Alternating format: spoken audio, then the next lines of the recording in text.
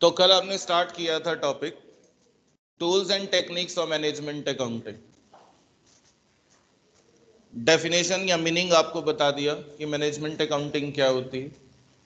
Objectives आपको बता दिए, पर्पसेस आपको बता दिए कि क्या पर्पस है मैनेजमेंट अकाउंटिंग का, why we use management accounting. Significance या इंपॉर्टेंस आपको बताई थी, या फिर प्लेस ऑफ मैनेजमेंट अकाउंटिंग के नाम से आता है तो भी आपको यही डिस्कस करना है। उसके बाद मैंने बोला है आपको कि यहां पे हम आपकी सिर्फ क्रिटिकल थिंकिंग चेक करते हैं कि सारे टॉपिक बुक में नहीं मिलेंगे। अगर वो ऐसे भी पूछ सकता है कि इंपॉर्टेंस या significance of management accounting in global scenario, कि अब जो ये टर्बुलेंट टाइम चल रहा है, हम इसको अब जो यूज करते हैं टर्बुलेंट टाइम्स नहीं लिखते हैं। टर्बुलेंट का मीन्स हलचल वाला। कल मैंने डिस्कस किया था कि कंज्यूमर स्पेंडिंग्स आर कोलैप्सिंग, कि कंज्यूमर की स्पेंडिंग कोलैप्स हो रही है due to the decreasing purchasing power. Income reduce हो गई, परचेसिंग पावर रिड्यूस हो गई। इकोनॉमीज आर मेल्टिंग डाउन, कि जीडीपीज भी कम हो रहे हैं। फिनेंसेस आर स्क्वीजिंग, कि पैसा नहीं है मार्केट में तो अपने आप डिमांड कम होगा। तो ये हमारा ग्लोबल सिनेरियो है। This is called VUCA. पहले हम इसको टर्बुलेंट टाइम बोलते थे, अब वीयूसीए वर्ड यूज करते हैं। वीयूसीए बताया था volatility, uncertainty, complexity and ambiguity. तो इन चारों को हम टर्बुलेंट टाइम्स बोलते हैं अपनी डिक्शनरी में। दिस इज वीयूसीए वर्ड, कि where the finances are squeezing, customer demands are shrinking, कि कम हो रही हैं। तो management accounting can be a curtain raiser from the dark, कि मैनेजमेंट अकाउंटिंग इस डार्क, इस अंधियारे से आपको छुटकारा दिला सकती है, वो कर्टेन रेजर हो सकती है। तो यहां पे हमने बेसिकली कि हाउ टू प्लान, कि प्लानिंग कैसे करें, कैसे डिसीजन मेकिंग करें, कि how we can increase the customers demand. तो उसके लिए आपको इनोवेशन, इनोवेटिव आइडिया रिक्वायर्ड है और कुछ नहीं चाहिए। कि किस तरह से आप टेक्नोलॉजी की हेल्प से कॉस्ट इफेक्टिव प्रोडक्ट डेवलप कर सकते हैं। तो हमने तो कॉस्ट को ही मैनेज करना है, because management accounting is the extension of cost accounting और कुछ नहीं। डिफरेंट ब्रांच सिर्फ इसीलिए है कि जो लूप होल्स फाइनेंशियल अकाउंटिंग में थे, जो डेफिशिएंसीज आपकी फाइनेंशियल अकाउंटिंग की थी, उन डेफिशिएंसीज को हमने कॉस्ट अकाउंटिंग से रिमूव किया। Because financial accounting does not focus on cost ascertainment, कि कॉस्ट कैसे डिटरमाइन करेंगे, वो कॉस्ट अकाउंटिंग बताती है। फाइनेंशियल अकाउंटिंग सिर्फ एब्सोल्यूट टर्म्स में बात करती है, कितना प्रॉफिट होगा बस। यहां पे हम कॉस्ट अकाउंटिंग के अंदर कॉस्ट कंट्रोलिंग भी कर रहे हैं। कॉस्ट के क्या क्या एलिमेंट्स होंगे, what are the constituents of cost, तो material, labour and overhead. Financial accounting does not discuss such things, इसलिए कॉस्ट अकाउंटिंग आया।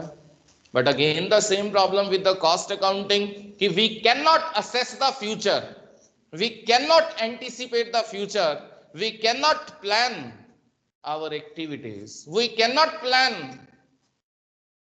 our return on investments, or you may say return on capital employed. Cash net operating profit कितना होगा ये plan नहीं करती, ना financial accounting plan करती है, ना कॉस्ट अकाउंटिंग प्लान करती है। What is cash net profit? हम तो नेट प्रॉफिट की बात करते आ रहे हैं। जब फाइनेंशियल अकाउंटिंग में आपने, चाहे आपने ऑपरेटिंग प्रॉफिट कंप्यूट किया या आपने net profit, operating profit is called EBIT, earning before interest and tax, वो ऑपरेटिंग प्रॉफिट होता है। Means which has been arisen from normal course of activities, उसको हम ऑपरेटिंग प्रॉफिट कहते हैं। कि जब आप ग्रॉस प्रॉफिट में से जितने भी बिजनेस के ऑपरेटिंग एक्सपेंसेस हैं वो माइनस करेंगे तो ऑपरेटिंग प्रॉफिट आ जाएगा। कि जितने भी सेलिंग एंड डिस्ट्रीब्यूशन एक्सपेंसेस हैं वो हमारे बिजनेस के ऑपरेशन से रिलेटेड होते हैं, जितने भी एडमिनिस्ट्रेटिव एक्सपेंसेस हैं वो बिजनेस से रिलेटेड है, नॉर्मल कोर्स ऑफ एक्टिविटीज से रिलेटेड है, वो आप स्ट्रक ऑफ कर दें, माइनस कर दें। इसके अलावा फाइनेंस एक्सपेंसेस है। अब ये चीज ध्यान रखनी है कि फाइनेंस के अंदर हम बैंक चार्जेस लेते हैं, अगर आपको ड्राफ्ट को चेक कोई भी नेफ्ट की पेमेंट करते हैं तो बैंक आपसे उसकी ब्रोकरेज लेता है, कमीशन लेता है, एक्सचेंज बोल देता है। Interest on short term loan से, वर्किंग कैपिटल के लिए आपने लोन ले लिए, उस पे जो आप इंटरेस्ट की पेमेंट करते हैं। Interest on long term loans है कि आप अपने एक्सपेंशन के लिए पैसा लेते हैं, आप अपनी अपग्रेडेशन के लिए पैसा लेते हैं, अपग्रेडेशन ऑफ टेक्नोलॉजी भी हो सकता है, अपग्रेडेशन ऑफ बिजनेस भी हो सकता है, तो उसके लिए रिप्लेसमेंट ऑफ एसेट्स के लिए पैसा लेते हैं, तो interest on long term loans है। Discounting of bills of exchanges है कि जो आप बीआर बीपी बैंक से एक्सचेंज कराते हैं, आप ड्यू डेट से पहले अगर कैश करा लेते हैं अपने बिल्स ऑफ एक्सचेंज को तो बैंक उसका डिस्काउंट लेता है, क्योंकि मेरा जो डेटर है जिसने पैसे देने हैं वो तो लेट ही पेमेंट करेगा, बट मुझे अपनी वर्किंग कैपिटल साइकिल को डिस्टर्ब नहीं करना है, उसको इंटरप्ट नहीं करना है, मुझे फाइनेंस चाहिए, तो हम बैंक से क्या करेंगे, ड्यू डेट से पहले एनकैश करा लेंगे अपने बिल्स ऑफ एक्सचेंज को, तो वो हमारा डिस्काउंटिंग ऑफ बिल्स है, वो भी फाइनेंस एक्सपेंस है। अब देखो चार चीजें बता दी, bank charges, discount on bills, interest on short term and long term loans. तो यहां पे interest on long term loans minus नहीं होगा, क्योंकि रोज एक्सपेंड थोड़ी करोगे आप बिजनेस को, this is not a normal business activity. आप बिजनेस को रोज अपनी एसेट को रिप्लेस थोड़ी करेंगे, this is not a normal course of business, this is not a normal activity. तो इसलिए interest on long term loans minus नहीं होता है जब आप ऑपरेटिंग प्रॉफिट कंप्यूट करते हैं। सिर्फ वर्किंग कैपिटल, क्योंकि वो डे टू डे एक्टिविटीज के लिए आपको क्या है, रिक्वायर्ड है, उनको आप माइनस करेंगे, तो ये हमारा ऑपरेटिंग प्रॉफिट है। फिर ऑपरेटिंग प्रॉफिट से आप interest on long term loan से माइनस करते हैं लॉस, जितने भी एबनॉर्मल नेचर के लॉसेस होते हैं, लॉस बाय फायर है, लॉस बाय एन एक्सीडेंट है, लॉस बाय थेफ्ट है, which does not arise from the normal course of activities, उनको हम एबनॉर्मल लॉसेस बोलते हैं। नाम भी देखो एबनॉर्मल है, नॉर्मल नहीं है। तो एबनॉर्मल लॉसेस सेट ऑफ कर देंगे, माइनस कर देंगे, और उसके बाद टैक्सेस माइनस करेंगे, लाइक प्रोविजन फॉर टैक्सेशन आप बनाते हैं। Loss on sale of fixed asset भी अब नॉर्मल नेचर का है कि आप अपनी कोई एसेट को अगर सेल करते हैं, और जितनी भी आपकी abnormal incomes means normal course of business activities से जो अराइज नहीं होती, इंटरेस्ट ऑन इन्वेस्टमेंट से, आपके पास सरप्लस पैसा पड़ा था, आपने इन्वेस्ट कर दिया, तो वो normal course of business activity थोड़ी है, तो वो भी ऐड कर देंगे। Profit on sale of fixed assets या gain on sale of fixed assets, तो वो भी आपकी नॉर्मल कोर्स ऑफ एक्टिविटी नहीं है। तो जब ऑपरेटिंग एक्टिविटीज में जितनी भी नॉन ट्रेडिंग इनकम्स है, मतलब जो ऑपरेटिंग एक्टिविटीज से नहीं आई हैं, वो ऐड कर दो, जितने भी नॉन ऑपरेटिंग एक्सपेंसेस हैं वो माइनस कर दो, जितने भी एबनॉर्मल लॉसेस हैं वो भी सेट ऑफ कर लो, टैक्स के प्रोविजंस भी आप क्रिएट कर लो, तो बैलेंसिंग फिगर आपके पास नेट प्रॉफिट आता है। तो उसकी बात करता है फाइनेंशियल अकाउंटिंग। तो कॉस्ट में हम क्या करते हैं, सारे एक्सपेंसेस परसेंटेज बेसिस पे एब्जॉर्ब करते हैं। हम लिखते हैं 10% ऑफ वेजेस, जो हमारे फैक्ट्री ओवरहेड्स होंगे, इसलिए तो ओवरहेड बोला हमने कि ओवरहेड, हमने एक्सपेंस वर्ड नहीं लिखा है, इसलिए तो नहीं लिखा क्योंकि हम तो क्या करें, परसेंटेज फॉर्म में ले रहे हैं, तो वो सारे ओवरहेड्स ही होते हैं। यही डिफरेंसेस आते हैं फाइनेंशियल अकाउंटिंग और कॉस्ट अकाउंटिंग में, कि यहां पे आपने क्या किया, फाइनेंशियल अकाउंटिंग में एक्चुअल एक्सपेंसेस को कंसीडर किया, कॉस्ट अकाउंटिंग में आपने एस्टिमेटेड एक्सपेंसेस को कंसीडर किया, तो डिफरेंस तो जनरेट होगा ही होगा दोनों में, कॉस्ट अकाउंटिंग में भी, बट जो लूप होल्स थे उसको कवर कर दिया, वहां प्लानिंग नहीं की। अब फ्यूचर को आपने प्लान करना है कि मेरा रिटर्न ऑन कैपिटल एम्प्लॉयड इतना जनरेट हुआ, तो फ्यूचर में हम कैसे इंक्रीज करें, मेरे डार्क स्पॉट्स क्या हैं, मींस मेरे चैलेंजेस क्या हैं। जो चैलेंजेस क्या हैं कि कॉस्ट इज इंक्रीजिंग और एक्सपेंसेस आर हाइकिंग, कि आपकी कॉस्ट अगर बढ़ रही है, एक्सपेंसेस आपके इंक्रीज हो रहे हैं, तो उनको कैसे कम करना है। आपने प्लान करना है कि देयर इज एनी अपॉर्चुनिटी या फिर कोई इन्वेस्टमेंट इवेन्यू अवेलेबल है कि जहां पे आप इन्वेस्ट करके अपनी इनकम को इंक्रीज कर सकते हैं, वो मेरे लिए opportunity. If our income is increasing, sales is increasing, तो ये मेरी क्या स्ट्रेंथ है, तो इनको आपने ओवरकम करना। तो ये मैनेजमेंट अकाउंटिंग है, इसी को हम प्लानिंग बोलते हैं। तो means we need strategic management है, इसलिए मैनेजमेंट अकाउंटिंग यूज किया। इसलिए हमने बोला कि management accounting can be a curtain raiser, कि पर्दा उठा सकती है फ्रॉम द डार्क, कि जो भी डार्क स्पॉट्स हैं, जो मेरी वीकनेसेस हैं, जो मेरे चैलेंजेस हैं, उनको हम ओवरकम कर सकते हैं मैनेजमेंट अकाउंटिंग के अंदर, चाहे वो फाइनेंशियल अकाउंटिंग की हो, चाहे कॉस्ट अकाउंटिंग की हो। और यहां पे हम हर चीज के टारगेट क्या करेंगे, सेट करेंगे अपने, क्योंकि फ्यूचर को आपने प्लान करना है, प्रेडिक्ट करना है, प्रोजेक्शन करनी है, जो पीछे दोनों में नहीं होती है, दोनों अकाउंटिंग में नहीं होती है। इसलिए मैनेजमेंट अकाउंटिंग का फील्ड, इसलिए इंपॉर्टेंस जो है इंक्रीज हो रही है। तो we have discuss in the last lecture कि although management accounting is not an Aladdin's lamp, कि अलादीन का चिराग नहीं है कि रगड़ेंगे तो जिन बाहर आएगा, बोलेगा बोलो मेरे आका। करना तो हमने है। तो इसलिए प्लानिंग जब आप करेंगे, केयरफुली प्लान करेंगे अपने ऑपरेशंस को। तो अगर आपके टारगेट्स अचीव नहीं होते, तो जो भी कंट्रोल प्रोसीजर्स हैं उनको फॉलो करेंगे। तो means we need strategic management. खाली मैनेजमेंट नहीं चाहिए कि जिसको थ्योरेटिकली हमने लिखा, नहीं अचीव हुआ तो रिपोर्ट बना के छोड़ दिया। यहां पे आपको उस पर काम भी करना है, उनके लिए पॉलिसीज बनानी है कि फ्यूचर में इस तरह के डेविएशंस या डिफरेंसेस अराइज ना हो। तो strategic management policies are required. तो वो हमारी मैनेजमेंट अकाउंटिंग।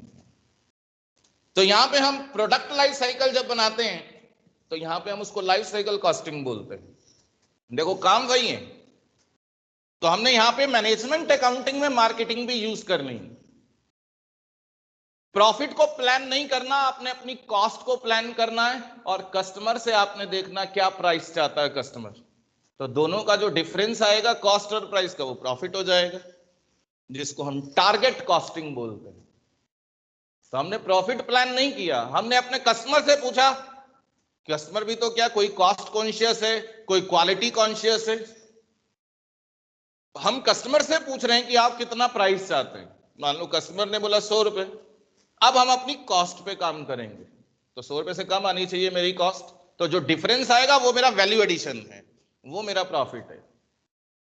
तो this is called target costing. तो ये आपको प्लानिंग करनी है। This is strategic management, this is strategic management accounting, क्योंकि हम फाइनेंसिस के पॉइंट ऑफ व्यू से चल रहे हैं, प्राइसेस देख रहे हैं, कॉस्ट देख रहे हैं। लाइफ साइकिल कॉस्टिंग की हम बात करते हैं कि जब आप मार्केट को आपने कैप्चर करना है, तो स्टार्टिंग में हमारा प्राइस क्या है, हम स्कीमिंग प्राइस पॉलिसीज यूज करते हैं कि हाई प्राइसेस रखते हैं। लेकिन अगर आपने एक लार्ज मार्केट को पेनिट्रेट करना है, तो उसके लिए पेनिट्रेटिंग प्राइसिंग चाहिए, कि कई बार हमें अपने कॉस्ट से भी लेस बेचना पड़ता है। वही पेनिट्रेट, कि मार्केट को हम पेनिट्रेट कर लें कि एक बार आ जाएगी फिर बढ़ा लेंगे प्राइस को। तो ये पेनिट्रेट प्राइसिंग हमने पढ़ी है, डिफरेंट प्राइसिंग पॉलिसीज हैं। तो किस तरह की प्राइसिंग पॉलिसी आप यूज करेंगे और किस लाइफ साइकिल पे आप यूज करेंगे, क्योंकि स्टार्टिंग में हमारा प्रोडक्ट क्या है, इन्फेंट स्टेज में है। तो वहां किस तरह की प्राइसिंग होगी। जब धीरे धीरे आपके प्राइस प्रोडक्ट या सर्विस की डिमांड इंक्रीज होती है, तो ग्रोइंग स्टेज में आ जाता है, तो वहां कितना कॉस्ट और प्राइस होगा। जब और ज्यादा सेल इंक्रीज हो गई, तो मैच्योरिटी स्टेज में आ गया। अब यहां पे ये स्टेज हमारी क्या है, डिसरप्टिव स्टेज होती है। डिसरप्टिव का मतलब मैच्योरिटी पे आने के बाद यहां पे इनोवेशन शुरू हो जाता है प्रोडक्ट का। इनोवेटिव, चाहे वो जरूरी नहीं है कि वो सिर्फ इनोवेशन जो होगा वो सिर्फ प्रोडक्ट या सर्विस का होगा। इनोवेशन मार्केटिंग का भी हो सकता है, कि हम अब पुराने फिजिकल चैनल यूज कर रहे हैं, जिसको हम लॉजिस्टिक्स बोलते हैं, फिजिकल डिस्ट्रीब्यूशन चैनल्स। लेकिन लोगों ने क्या किया, डिजिटल मार्केटिंग शुरू कर दिया, तो हम तो पीछे रह गए ना।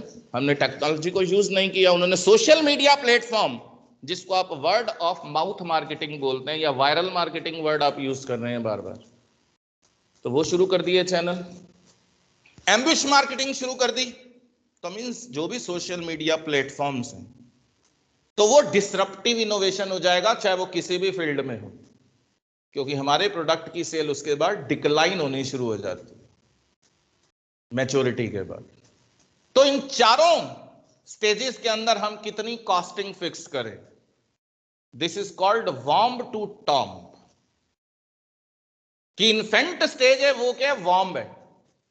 बच्चा शुरू में क्या करता है, पहले जब न्यूली बॉर्न बेबी होता है क्रीप करना शुरू करता है ना, रेंगना शुरू करता है। फिर बड़ा हो जाता है तो रनिंग स्टेज में आ जाता है, भागना शुरू कर देता है। फिर जब ओल्ड एज में आ जाएगा तो डिक्लाइनिंग स्टेज। इसलिए हम वॉर्म टू टॉम्ब, कि प्रोडक्ट जहां से शुरू हुआ और जब उसकी टर्म में डिक्लाइन होना स्टार्ट हुआ तब तक की कॉस्टिंग आपको करनी है। This is called life cycle costing, LCC लिखते हैं। वॉर्म टू टर्म कॉस्टिंग लिखते हैं फॉरेन ऑथर्स, तो लाइफ साइकिल कॉस्टिंग। कई बार हम फॉरेन ऑथर की बुक्स में चैप्टर ढूंढते रहते हैं, तो कई बार इसी नाम से होते हैं, वॉर्म टू टर्म कॉस्टिंग। ये आपको यूज करना, this is management, this is the importance. तो यही तो लिखना, और क्या लिखना है आपको, सेम टू सेम कभी बुक में नहीं मिलेगा। हमने क्वेश्चन दे दिया कि importance of management accounting in the global scenario, तो ग्लोबल सिनेरियो तो ये कहता है ना, आप अपनी क्रिटिकल थिंकिंग को आप इंक्रीज करें। बुक में नहीं मिलेंगे सारे टॉपिक, और मास्टर डिग्री में नहीं मिलते, इसलिए अपनी कॉमन सेंस को थोड़ा सा बढ़ाना है उसको। तो ये हम लिख सकते हैं उनके अंदर। तो मैंने कल भी कोट यूज किया था कि हम तो जॉर्ज बेर्नार्ड शॉ से सीख सकते हैं, कि जो कहता है if you have one apple we have one apple, if we exchange this apples again you have one apple I have one apple. कोई फायदा तो नहीं हुआ। लेकिन अगर आप आइडिया से इसको कंपेयर करें कि if you have one idea I have one idea, if we exchange this ideas तो we equip with two ideas, तो तब तो इनोवेशन ब्लास्ट होगा ना, तब तो हम कुछ नई चीज करेंगे। अब जब जियो आया आपने देखा, उससे पहले हम आइडिया, एयरटेल ये सब यूज कर रहे थे, बट जियो की एंट्री जैसे हुई तो सबने अपने नंबर्स को पोर्ट करा लिया। This is called disruptive technology, कि डिसरप्शन क्रिएट किया मार्केट के अंदर। कि एक तो प्राइसेस लो थे, पहला काम। दूसरा काम, जो साथ में आपको स्कीम्स मिल रही थी वो वैल्यू एडिड थी, कि इतना पैसा दोगे तो इतने जीबी डेटा, वो कोई कंपनी नहीं दे रही थी। और उन्होंने क्या किया, मजबूर कर दिया कंपनी को मर्जर्स के लिए या एक्विजिशंस के लिए। नाउ VI लिखते हैं, वोडाफोन प्लस आइडिया, तो मजबूर कर दिया क्योंकि उनकी कॉस्ट इंक्रीज होनी स्टार्ट हो गई। तो दिस इज कॉल्ड डिसरप्टिव। तो ये आइडिया है, ये इनोवेशन है। डिसरप्टिव इनोवेशन वर्ड हम लिखते हैं कि which is boosted by the technology. तो ये आप लिख सकते हैं कि इंपॉर्टेंस क्या है, कि अगर आपको इस ग्लोबल सिनेरियो, इस VUCA वर्ड के अंदर अगर कंपनी को क्या है, बूस्ट करना है, तो उसके लिए आपको इस तरह की टेक्नोलॉजी, इस तरह के इनोवेशन रिक्वायर्ड है। Disruptive innovation with disruptive technology, तब हम मार्केट में स्टैंड करेंगे। क्योंकि सर्वाइवल ऑफ द फिटेस्ट, कि जो फिट होगा, जो कस्टमर को कस्टमाइज प्रोडक्ट देगा, कि कस्टमर की नीड के अकॉर्डिंग जो प्रोडक्ट उसको चाहिए, अगर वो प्रोवाइड करता है, वही कंपनी सर्वाइव करेगी। तभी उसकी ब्रांड वैल्यू क्या होगा, इंक्रीज होगा। क्योंकि ब्रांड को भी हम अपनी बैलेंस शीट में शो करते हैं। Brand is also an intangible asset. Brand का भी वैल्यूएशन होता है कि ओवर द पीरियड ब्रांड की वैल्यू, क्योंकि डिक्लाइनिंग स्टेज तक आते आते आपके ब्रांड का बैंड बच जाता है ना, आर हट जाता है, बाकी बैंड रह जाता है। तो इसलिए हमने अपने अगर ब्रांड वैल्यू को इंक्रीज करना है तो उस प्रोडक्ट के अंदर, कि old wine in a new bottle, product पुराना, पैकिंग चेंज करो, उसको थोड़ा सा टेक्नोलॉजी ड्रिवन बना दो, वो नया हो जाता। तो यही तो old wine in a new bottle होती है, चीजें तो पुरानी। अब टाइड जब सरफ आ रहा था कोई नहीं ले रहा था, 10 नींबुओं की शक्ति डाली तो लेना शुरू कर दिया। फिर अगेन थोड़ा सा चेंज किया कि 100 नींबुओं की शक्ति, है ना। तो हमने तो कपड़े धोने, शिकंजी नहीं पिलानी किसी को। तो दिस इज कॉल्ड इनोवेशन। तो आप अपने प्रोडक्ट को किस तरह से टेक्नोलॉजी बेस्ड, किस तरह से उसमें इनोवेटिव आइडियाज यूज करते हैं। This is the scope of, this is the importance of management accounting, कि which has not been disclose in the books, कि कहीं नहीं दिए किताबों में। तो हम अपने आप सोचें, अपने आप लिखें। तो हम टूल्स एंड टेक्निक्स, तो इंपॉर्टेंस हो गई, अपने आप अब लिखेंगे। देखते हैं कितना लिखते हैं। ऑनलाइन यही दूंगा मैं आपको लिखने के लिए, कि जो चीजें बुक्स में नहीं होंगी, कितना हम जोर डालते हैं, कितना ब्रेनस्टॉर्मिंग करते हैं। जोर डालना है बस, तभी हम पेपर में लिख पाएंगे। उसके बाद टूल्स एंड टेक्निक्स कल हम डिस्कस कर रहे थे, बीच में रह गई थी। तो शुरू में मैंने आपको बता दी कंपैरेटिव फाइनेंशियल स्टेटमेंट यूज करते हैं एंड कॉमन साइज। जब आपको हॉरिजॉन्टल एनालिसिस करना है तो आप कंपैरेटिव फाइनेंशियल स्टेटमेंट यूज करते हैं, कंपैरेटिव प्रॉफिट एंड लॉस और कंपैरेटिव बैलेंस शीट। आप डिफरेंट ईयर्स की प्रॉफिटेबिलिटी एंड डिफरेंट ईयर्स की फाइनेंशियल पोजीशन को एब्सोल्यूट टर्म में क्या करते हैं, मेजर करते हैं। फिर प्रीवियस ईयर से हम उसकी परसेंटेज निकालते हैं। पहले एब्सोल्यूट वैल्यू लिखते हैं मनी फॉर्म में, उसके बाद आपकी उसकी परसेंटेज कंप्यूट करते हैं। तो ये कंपैरेटिव है। कॉमन साइज जब आप वर्टिकल एनालिसिस करते हैं तब हम यूज करते हैं common size statement. This has much worth, ज्यादा इंपॉर्टेंट है कंपैरेटिव से, क्योंकि रिपोर्टिंग फॉर्म है। इंटरनेशनल अकाउंटिंग स्टैंडर्ड पहले बोलते थे, अब IFRS कहते हैं, कि हमारे जो इंटरनेशनल फाइनेंशियल रिपोर्टिंग स्टैंडर्ड्स हैं वो सारा कुछ वर्टिकली यूज करते हैं। करना तो यहां भी कंपैरिजन ही है, करना तो कंपैरेटिव में भी कंपैरिजन था, but it is need of the day कि we have to make reports of international level.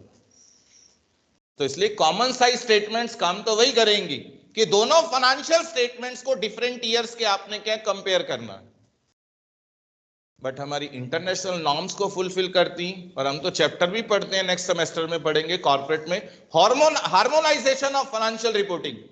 Harmonisation का मींस कि जब हम फाइनेंशियल रिपोर्ट्स बनाएं तो वो इंटरनेशनल लेवल की हो, मींस उसके अंदर यूनिफॉर्मिटी हो। यूनिफॉर्मिटी मीन सेम तो नहीं हो सकती बट सिमिलर तो हो सकती है, because business environment developed and developing countries का डिफरेंट होता है। तो इसलिए थोड़ा बहुत चेंज तो होगा, लेकिन एटलीस्ट जो हमारे IFRS हैं, जो हमारे इंटरनेशनल फाइनेंशियल रिपोर्टिंग स्टैंडर्ड हैं, उनकी गाइडलाइंस, उनकी पॉलिसीज, उनके जो भी इंस्ट्रूमेंट्स हैं, जो भी उसके अंदर एलिमेंट्स गिवन है, उसके अकॉर्डिंग तो बनाए ना उसको। थोड़ा बहुत डिफरेंस तो होगा बिजनेस एनवायरनमेंट का, वो तो आएगा चेंज। तो हार्मोनाइजेशन होना चाहिए। तो इसलिए हम कॉमन साइज स्टेटमेंट पे ज्यादा फोकस करते हैं। रेशियो एनालिसिस आपको बताया था कि ratio analysis it is the indicator of financial soundness, कि जब आपको फाइनेंशियल साउंडनेस चेक करनी है कि हमारी कंपनी कितनी फाइनेंशियली साउंड है, तब हम रेशियो एनालिसिस की। हमने कल एक रेशियो यूज किया था, इन्वेंट्री टर्नओवर रेशियो, कि इन्वेंट्री वेलोसिटी बोलते हैं, वेलोसिटी में दोनों चीजें आएंगी, टर्नओवर रेशियो भी आएगा या फिर इन्वेंट्री होल्डिंग पीरियड कितना है, कितने दिन आप अपनी इन्वेंट्री को अपने गोडाउन में रखते हैं, दोनों मिला दे तो इन्वेंट्री वेलोसिटी हो जाता। इसी तरह हम डेटर वेलोसिटी कैलकुलेट करते हैं कि debtor turnover ratio and debtor debt collection period कितना है, दोनों को इकट्ठा कर दो, डेटर वेलोसिटी हो जाएगा। तो टर्नओवर जितनी भी रेशियोज होती हैं उनको हम वैसे एफिशिएंसी रेशियोज बोलते हैं। बुक में हमने एक्टिविटी रेशियोज पढ़ा था, बट उसको हम एफिशिएंसी रेशियोज, कि हमारा बिजनेस या हमारी ऑर्गेनाइजेशन कितनी एफिशिएंट है कि वो स्टॉक को कितनी जल्दी सेल्स में कन्वर्ट करती है, तभी तो एफिशिएंसी पता चलेगी ना आपकी। जितना लेस टाइम होगा उतना बेटर है, otherwise cost of capital increase होगा अगर वो गोडाउन में रहता आपका इन्वेंट्री। तो डेटर से अगर आप पैसा कलेक्ट नहीं करते तो risk of bad debts increase हो जाएगा। तो इसलिए हम जल्दी कलेक्शन करें। हम बोलते हैं क्रेडिट पीरियड, जो क्रेडिटर्स ने मुझे प्रोवाइड किया वो हाई होना चाहिए, बुक्स तो ये लिखती हैं, लेकिन वो हाई नहीं होना चाहिए। हाई से तो क्या लेट पेमेंट करोगे तो आपका सिबिल खराब हो जाएगा। जिसको स्कोर बोलते हैं, जिसके बेसिस पे हम लोग लोन्स लेते हैं बैंक से या अदर फाइनेंशियल इंस्टीट्यूशन से। मतलब ज्यादा लेट भी नहीं करना है, 5-7 दिन, चलो वो तो भाईचारा है, वो तो कॉम्प्रोमाइज है, वो तो हमारा एक एग्रीमेंट है, वो हम कर सकते हैं, लेकिन ज्यादा डिले नहीं करेंगे उसको। तो ये हमारी एफिशिएंसी रेशियोज है कि जो एफिशिएंसी को शो करती हैं। इसलिए हमने जब अपनी फाइनेंशियल साउंडनेस, तो मैनेजमेंट अकाउंटिंग में जो हम यूज करते हैं आरओआई सबसे ज्यादा यूज होता है कि रिटर्न ऑन कैपिटल एम्प्लॉयड पे फोकस करना है, because this measures the overall profitability कि हमने जो बिजनेस में फंड्स इन्वेस्ट किए, चाहे वो हमने ओनर फंड इन्वेस्ट किए, मीन शेयर कैपिटल की फॉर्म में इन्वेस्ट किए, या लोन फंड्स इन्वेस्ट किए, तो कितनी एफिशिएंटली आप उस पर रिटर्न्स क्या कर रहे हैं, जनरेट कर रहे हैं। तो ओवरऑल प्रॉफिटेबिलिटी को जब आप मेजर करते हैं तो वो आरओआई से मेजर होती है, रिटर्न ऑन इन्वेस्टमेंट। और ये जब रेस्पॉन्सिबिलिटी है अकाउंटिंग के अंदर, आप डिविजनल परफॉर्मेंस मेजर करते हैं हर एक डिवीजन की, कि मान लो मेरे 2 डिवीजन है, एक डोमेस्टिक डिवीजन है, सिर्फ डोमेस्टिक सेल हम करते हैं, मींस विद इन इंडिया, दूसरा मेरा एक्सपोर्ट डिवीजन है जिसमें हम आउटसाइड इंडिया सेल करते हैं। तो अगर हमने इनकी प्रॉफिटेबिलिटी मेजर करना ओवरऑल, ये फंड डोमेस्टिक यूज कर रहा है, ये फंड हमारे एक्सपोर्ट डिवीजन यूज कर रहा है, हमने रिस्पॉन्सिबिलिटी अलग अलग दे रखी है कि कोई मिसमैच नहीं करना अपने अपने फंड्स को या अदर थिंग्स। तो हम ओवरऑल प्रॉफिटेबिलिटी मेजर करेंगे दोनों डिविजन्स की, तो आरओआई काम आता है। रिटर्न ऑन इन्वेस्टमेंट हम क्या यूज करते हैं। तो दिस इज रेशियो एनालिसिस, बाकी कल करेंगे। Thank you.